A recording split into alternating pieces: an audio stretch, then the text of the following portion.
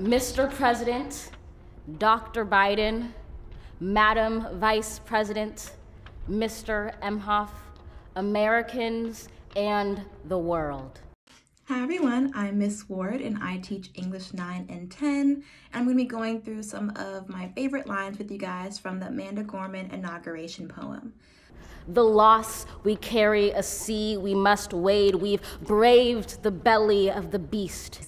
Now I really like this line because she opens up the poem with some negative imagery to really give us a great descriptive poem. So the sea we must wade, I just imagine we having to go slowly through this never-ending sea. It takes a lot of effort. And even that beast imagery is definitely a challenge and a dangerous situation that we are going to overcome. So she starts off the poem with some negative situations, but as she goes through the poem, she makes a point that although we are in this challenging situation, we are going to be able to get through it, even if it seems like a no-win situation. We've learned that quiet isn't always peace, and the norms and notions of what just is isn't always just is.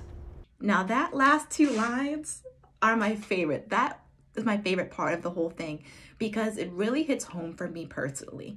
So, you know, with recent events, we know that police brutality and racism have definitely not gone away. And for this recent year, it's really opened up the eyes of some people to really know that. You know, with the storming of the Capitol, Black Lives Matter protests, George Floyd, Breonna Taylor, Philando Castile, Eric Garner.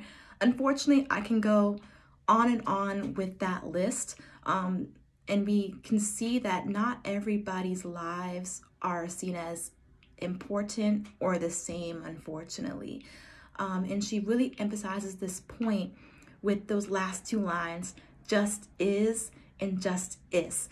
She has that sound wordplay that helps emphasize what she's trying to say. And in the poem, she has a little dash right at the end for justice. And I really do appreciate that purposeful thing because she's really trying to emphasize that these prejudicial thoughts have become normalized, even if it's subconscious. So even if it is the norm of our society, it does not mean we should continue to let it happen or let it sweep under the rug because everybody's lives matter.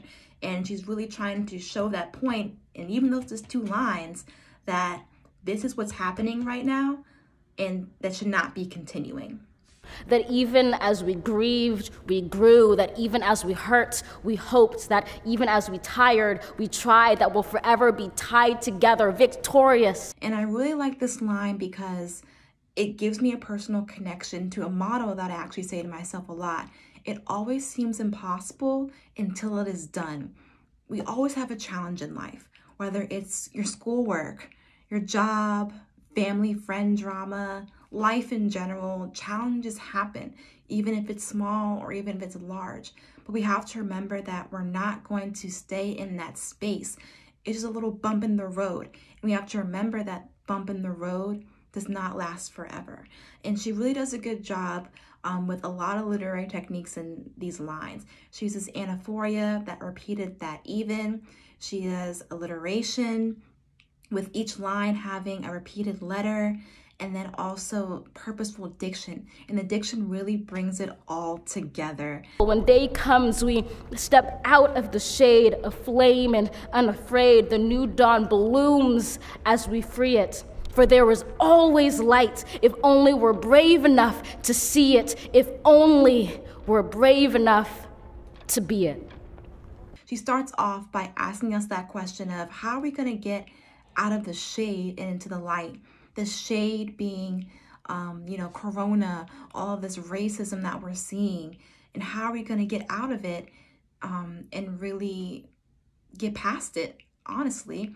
And so she brings that idea back at the end by that parallelism. If only you're brave enough, and she changes it slightly to see it and then to be it.